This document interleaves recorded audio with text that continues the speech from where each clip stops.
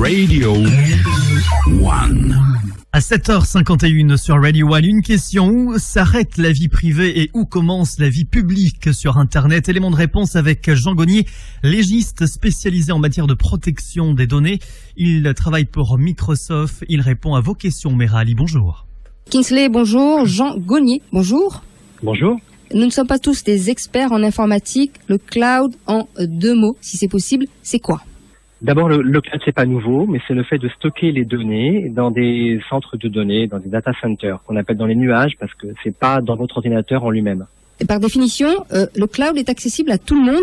Une base de données n'est pas en elle-même dangereuse. Tout dépend de qui manipule ces données et de ce qu'on en fait. Tout à fait. D'où l'importance d'être faire confiance dans les grands acteurs qu'on appelle du cloud, développent des bonnes politiques pour que les gens aient confiance. Alors, est-il vrai de dire que tout ce qu'on peut écrire ou poster sur Internet est indélébile? C'est-à-dire qu'il en reste une trace quelque part? Il y aura toujours une trace quelque part, sauf si l'entreprise décide de supprimer les données. Nous, on essaie vraiment de donner l'exemple. Et il existe des législations au niveau international pour la protection de ces données? Il n'y a pas vraiment de législation internationale. Il y a donc des législations en Europe, il y en a dans tous les pays du monde entier. Ça dépend du pays. Pour l'île Maurice, il y a une loi, bien sûr, de données personnelles. Après, il y a ce qu'on appelle, je ne sais pas si vous faites référence à cela, le fameux notion du droit à l'oubli. Vous avez vu que la Cour de justice en Europe a décidé qu'on devait, si on voulait, on pouvait exiger que les données qui sont sur Internet soient retirées. Donc ça, c'est quelque chose qui existe, qui va se mettre en place dans le monde entier, qui d'abord se met en place en Europe et qui va progressivement s'appliquer, je pense, dans d'autres pays. Et de ce que vous avez constaté, Maurice, est dans les temps en matière de protection de la vie privée et de cloud computing? Alors, Maurice est un bel exemple pour moi de pays qui est très dynamique dans le domaine des données personnelles. D'abord, ça fait quand même quelques années qu'il y a une loi. C'est pas le cas dans beaucoup de pays de la région, donc c'est vraiment bien. Et puis en plus, je pense que Maurice a la chance d'être un pays qui est suffisamment agile pour pouvoir à la fois concilier une bonne protection des données, mais en même temps un développement du business autour des données, parce qu'il faut pas oublier que le cloud, c'est aussi générateur d'emplois, de richesse, et qu'il y a beaucoup de gens qui en vivent. L'équilibre entre le business et le droit à la protection de la vie privée, c'est un équilibre difficile à trouver dans le monde et à Maurice également? Oui, c'est un équilibre qui est pas évident à trouver, que ce soit à Maurice, à Paris ou à Seattle. C'est pareil partout. Et là, une nouvelle fois, j'en appelle à la responsabilité des acteurs économiques. Ça dépend de la volonté des entreprises de jouer le jeu. Et ça dépend aussi de la volonté des régulateurs ou des autorités de protection des données personnelles d'avoir les moyens de mettre en place des lois, d'avoir les moyens de les faire respecter par les grands acteurs, notamment mondiaux, comme les nôtres, comme Google, Apple et Amazon. Il y a eu quelques cas à Maurice qui ont fait la une des journaux. Quand on met une photo sur sa page Facebook, est-ce qu'elle est du domaine public ou privé?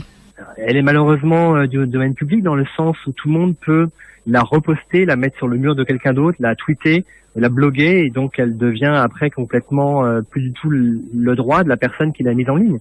Après, Facebook est censé proposer une politique de protection des données, de confidentialité, et également censé pouvoir vous protéger. Ils ne peuvent pas tout faire parce que le monde de l'Internet est ouvert, c'est le World Wide Web, c'est ouvert au monde entier, mais il y a quand même censé avoir des garde-fous. Et il est vrai qu'effectivement, une fois que votre photo est en ligne, elle vous appartient presque plus. Il faut vraiment que les gens, en fait, il y a un point très important, c'est l'éducation.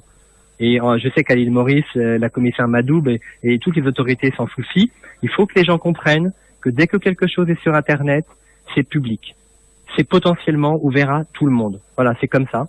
Et après, il faut qu'ils apprennent. Il faut que les gens comprennent que dès qu'ils mettent quelque chose sur YouTube, une photo de votre enfant sur YouTube, un film de lui, tout le monde peut le voir, que ce soit à Seattle, en Australie ou en Amérique latine. Si on utilise les paramètres de privacy, de sécurité, oui.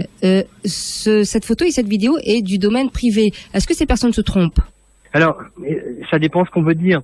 Facebook offre effectivement le moyen de limiter l'accès à un certain nombre de personnes.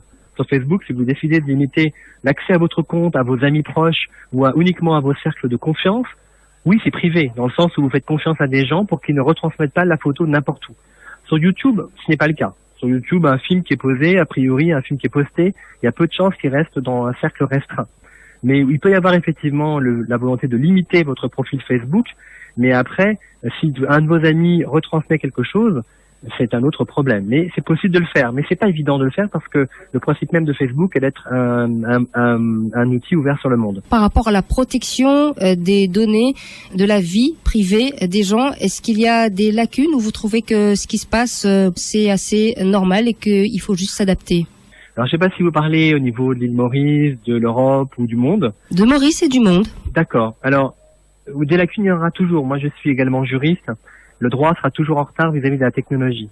En revanche, une bonne législation est censée être ce qu'on appelle technologiquement neutre et couvrir le développement des futures technologies. C'est heureusement le cas dans un grand nombre de pays.